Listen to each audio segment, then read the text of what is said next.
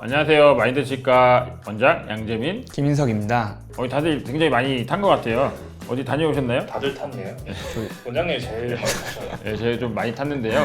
저희가 지난주에 병원 전체 워크숍이 있어서 춘천으로 수영장에 놀러 갔다 와서 좀 많이 탔습니다. 예, 오늘 이제 특별히 저희 마인드 치과의 보철과 원장님이랑 보정과 원장님을 모셨는데요. 이렇게 원장님들을 모신 이유가 있죠. 각 과별로 환자분들이 궁금해하시거나 또 진료할 때 원장님들께서 강조하는 부분, 환자분들이 치과 치료를 좀 잘 받을 수 있는 팁이 있다면 한번 들어보자 모시게 되었습니다. 자, 그럼 오늘 첫 번째 타자 한번 만나보겠습니다. 부철과 원장 이동원입니다. 네, 많은 환자분들이 치과에 오시는 이유가 대부분 이제 충치와 치주 질환이잖아요. 충치와 치주 질환이 이제 구강의 2대 질환이라고 할 만큼 정말 흔한데요. 충치는 이제 입안에 서식하는 박테리아로부터 치아 표면의 범랑질이 손상되기 때문에 흔히 이빨이 썩었다라고 많이 표현을 해요. 치주 질환 같은 경우에는 풍치라고 불리는데 치은염과 치주염으로 이제 나뉘게 됩니다. 치은염 같은 경우에는 비교적 염증이 가볍고 빨리 회복이 될 정도를 말하고, 치주염은 잇몸이나 잇몸뼈 주변까지 염증이 심한 경우를 말합니다. 환자분들이 치과를 방문할 때는 이미 치아가 차거나 뜨거운 거에 시리거나 음식물을 씹을 때 통증이 있을 때잖아요.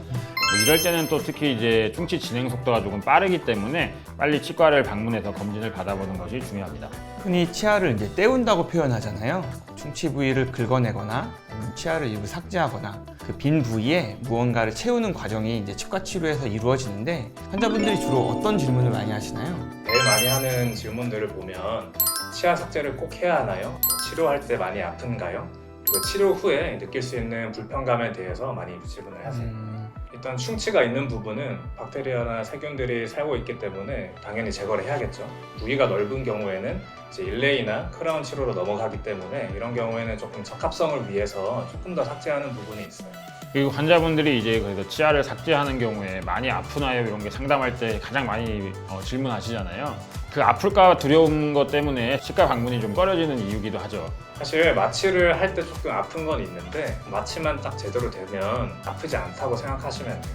이제 마취에 대해서 조금 설명을 드리면 이제 1단계 충치 정도라고 생각해 보면 범랑질에만 이제 진행이 된 상태이기 때문에 부위가 적으면 마취 없이 치료도 가능하고요. 레진 같은 걸로 충견을 하면 통증이 거의 없다고 보시면 됩니다. 그리고 조금 더 넓은 경우는 2단계인데 이 정도는 조금 치아 내부까지 상아질 정도까지 진행이 되었다고 보는 건데, 이럴 때는 좀 국소 마취를 하고 진행을 하기 때문에 충치를 제거하고 그 부위에 일레이를 채워서 치료를 하는 경우가 많습니다. 그리고 3단계 같은 경우는 대부분 충치가 신경까지 침투한 경우가 많아서 신경치료가 필요하고요. 그 다음에 이제 보철 치료를 시행하게 됩니다. 이때도 국소 마취로 진행을 하기 때문에 통증에 대한 걱정은 좀 크게 하지 않으셔도 될 것 같아요. 수복이나 보철 치료 후에는 그래도 환자분들이 주의사항을 조금 더 지켜주시는 게 좋겠죠.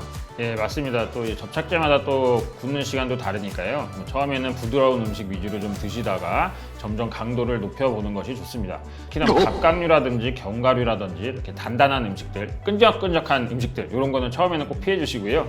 예, 보철 치료 후에 또 생길 수 있는 불편감에 대해서 한번 간단히 말씀해 주시겠어요?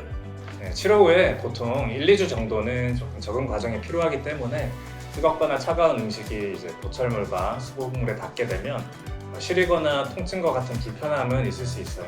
네, 이는 이제 보철물이 적응하는 과정에서 나타나는 것이기 때문에 보통은 자연스럽게 사라지고요. 근데 이게 좀 길게 한 달 이상 정도 증상이 계속되면 병원에 내원하셔서 진단을 받아보시는 것이 좋겠습니다. 친절하게 설명해 주셔서 감사합니다. 우리 보철 원장님과의 이야기는 여기서 마치겠습니다. 자, 이제 자연스럽게 보존 치료로 한번 넘어가 볼까요? 예, 저희 병원 보존과를 맡고 계시는 이정화 원장님을 모셨습니다. 안녕하세요. 보정과를 담당하고 있는 이정화입니다. 신경치료와 관련해서 환자분들이 가장 궁금해하는 점이 무엇인지 한번 말씀해 주시겠어요? 아무래도 신경치료는 한 번에 끝나는 치료가 아니라서 몇 번 내원해야 하는지 가장 많이 모르세요. 근데 환자 개개인마다 그리고 치아 상태에 따라서 좀 달라질 수 있는데 평균적으로 3, 4일 간격으로 2, 3회 정도 염증이 크거나 증상이 지속될 경우에는 4회 이상의 방문이 필요할 수도 있어요. 예, 그리고 보통 신경치료라고 하면은 신경을 치료하는 건가 이렇게 생각할 수가 있잖아요. 근데 사실 신경치료라는 거는 염증에 감염돼서 통증이 생긴 치아에 감염된 신경을 제거해서 통증을 느끼지 않게 만들어서 더 치아를 사용할 수 있게 만드는 그런 치료잖아요. 그래서 자연 치아를 마지막까지 사용할 수 있게 만드는 뭐 마지막 접근법이라고 보시면 될 것 같아요. 신경치료 과정 설명드릴게요. 첫 번째는 엑스레이를 먼저 촬영해서 치아와 그 신경과 모양을 확인합니다. 그리고 그 후에 치수관 윗부분을 개방하고 그 충치와 감염된 신경을 제거하게 됩니다. 이때 그 뿌리 끝까지 신경을 깨끗하게 제거하고 소독액으로 씻어내면서 남아있는 오염된 신경도 마저 제거하게 돼요. 그리고 그 내부에 충전재를 채울 수 있도록 치아 뿌리 형태를 다듬게 됩니다. 그리고 마지막으로 감염 예방을 위해서 치과용 충전재를 안에 채워 넣게 됩니다. 그 후에 이제 크라운 치료를 하게 됩니다. 신경치료 자체가 환자분들이 되게 겁내시는 치료기도 하거든요. 그래서 참고 참다가 치과에 오시는 분들도 굉장히 많죠. 실제로 치과 공포증이 있으신 분도 많고요.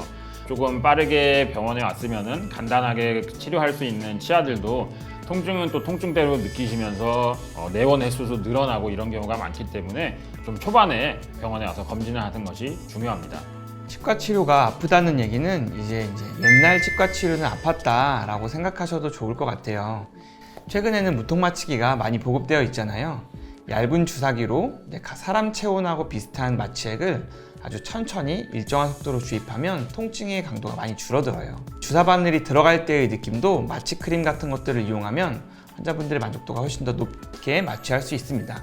통증이 없더라도 심적으로 나는 치과가 너무 무섭다 이런 공포감을 가지신 분들도 있잖아요. 이제 뭐 그런 경우에는 어떤 이제 진정 가스를 이용한다거나 아니면 뭐 수면 치료 이런 방법들도 이제 보편화되어 있으니까 뭐 그런 것들을 이용하면 그런 공포감에 대한 문제도 좀 잡을 수 있을 것 같습니다. 이렇게 많은 방법들로 여러분을 도와드리고 있으니까요. 치료가 아플까봐 치료를 미루는 일은 없으셨으면 좋겠어요. 가장 좋은 치료는 예방이라고 하잖아요. 정기적인 검진을 통해서 치아 관리를 받는 것을 한 번 더 강조드리겠습니다. 예, 오늘 바쁜 와중에 원장님들이 좀 참석해 주셔가지고 더 풍성한 컨텐츠가 된 것 같아요. 궁금하신 점은 댓글로 남겨주시고요.